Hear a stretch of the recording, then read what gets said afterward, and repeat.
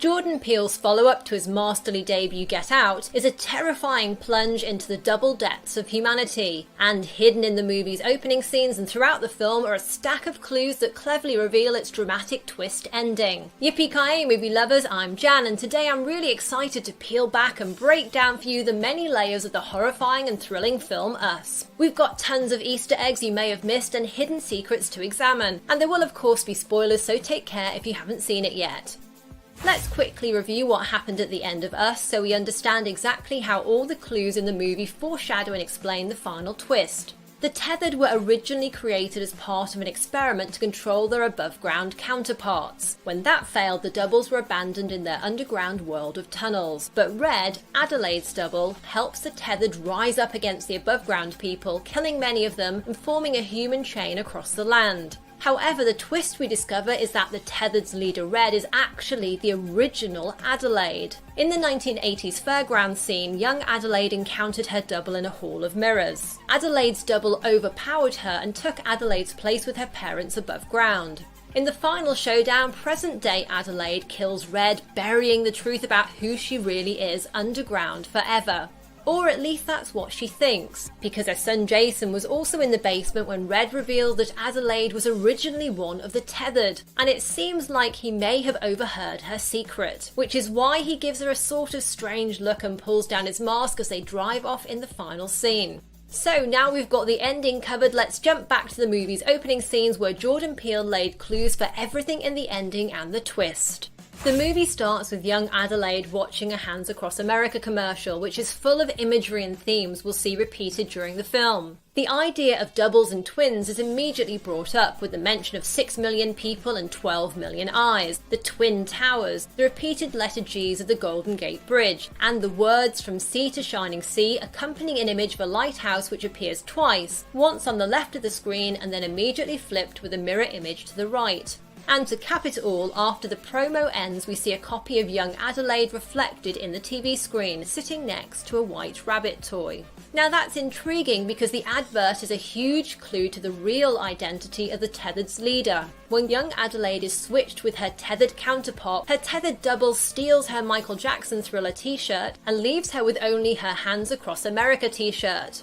Over the years she spent growing up underground, Adelaide, who we now call Red, found inspiration in memories from her previous life above ground. Her memory of the 1986 Hands Across America charity event, during which millions of Americans formed a human chain across parts of the country to raise money for the homeless, is something that's been seared into her brain. And so Red takes inspiration from that to organise an act of rebellion where the Tethered send a bloody message by rising up, killing their above-ground counterparts and recreating that human chain from Hands Across America.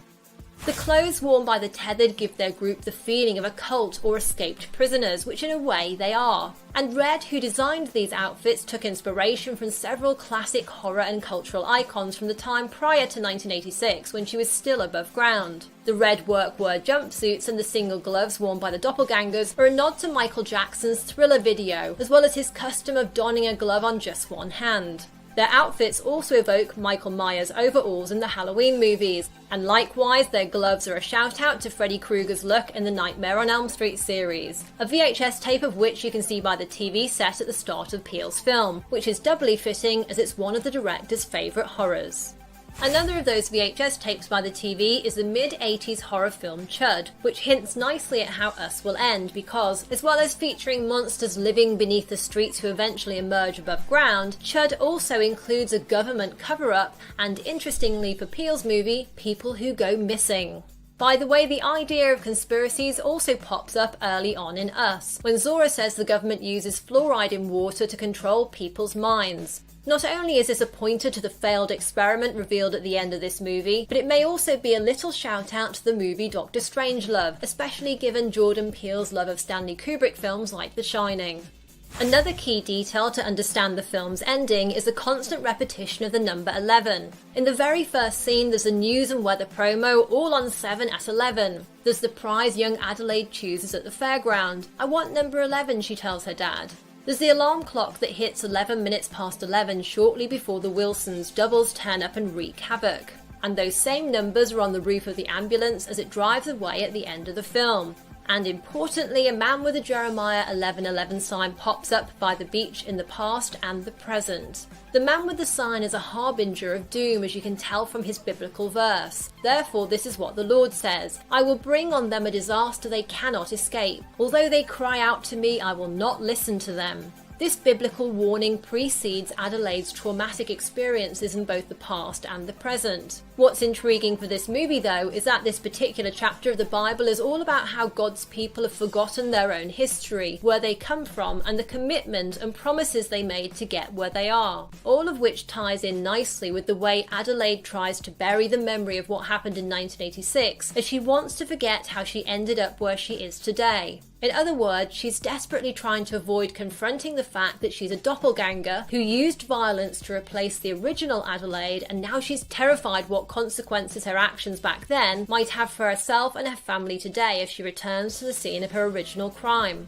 The film's frequently repeated Bible quote is a stark message that goes out to its protagonists and viewers in general, and also, given the double meaning of the film's title, specifically to the US. When Gabe asks his family's doppelgangers, "What are you people?" the question word "what" implies a certain dehumanization, as Gabe doesn't quite see the doubles as human beings. Red's answer, "We're Americans," is unnerving for the Wilsons, who see the strange but familiar beings in front of them as different, not equal to themselves. As a visual double of the number 1, the number 11 perfectly suits the film's imagery and themes of doubling, mirroring, and repetition. But through the ages, the number 11 has also acquired some interesting symbolism, as it can signify transition, excess, peril, and conflict, all of which there's plenty of in this film.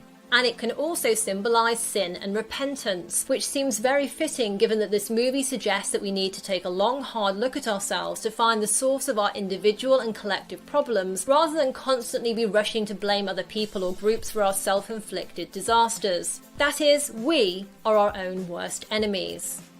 The owl that pops out and frightens young Adelaide at the fair fits in with the murals of trees and wildlife around her, but given the setting is a vision quest with a sign to find yourself, the bird's symbolism is also interesting for the film. In some symbolism, owls are connected to magical forces and the idea of being able to see beyond your immediate reality, something the film seems to implore us to do. And it's also intriguing that symbolically owls embody the duality seen throughout the film, as they can be considered a good or a bad omen, depending on what happens next. Clearly for young Adelaide, it was a bad omen, though things worked out better for her doppelganger who got to experience life above ground.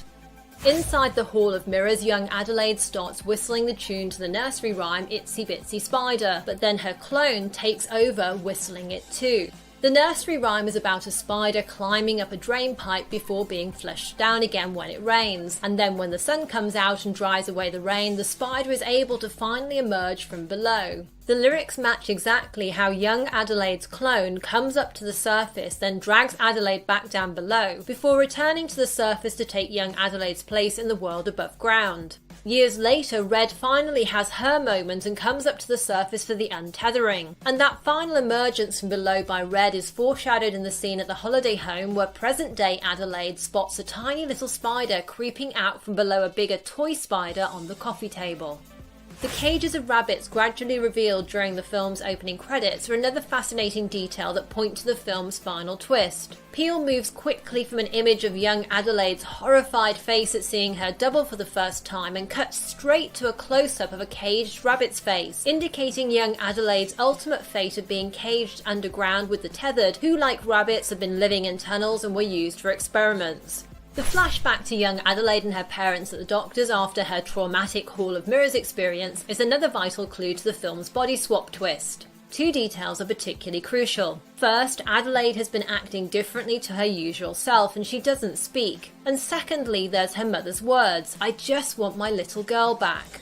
A few scenes later we learn that the Wilson family's doubles do not speak, which explains why young Adelaide couldn't speak after the fun fair. And the fact that only present-day Adelaide's doppelganger can speak but sounds like someone who hasn't used her vocal cords in an extremely long time is further evidence of the Hall of Mirrors body swap. Young Adelaide's mum didn't realise, but she never did get her little girl back, as the child living with her that day in Santa Cruz was actually her daughter's clone. This hint is echoed in the present day when Adelaide tries to tell her husband Gabe why she feels so uncomfortable on holiday. "I don't feel like myself," she says. But just like young Adelaide's parents, Gabe doesn't know or understand what that really means and replies, "I think you look like yourself." Then there's the way, later during the home invasion, that Red orders Adelaide tether yourself to the table, an act which mirrors how young Adelaide's doppelganger chained her to the bed in the underground tunnels before leaving her there and replacing her above ground. Of course, there are other signs that things are not all they appear to be. For example, in the background here, there's the board game Guess Who. And notice that other game, Magic, is actually turned upside down, much like Adelaide's life has been since the Hall of Mirrors encounter with her double.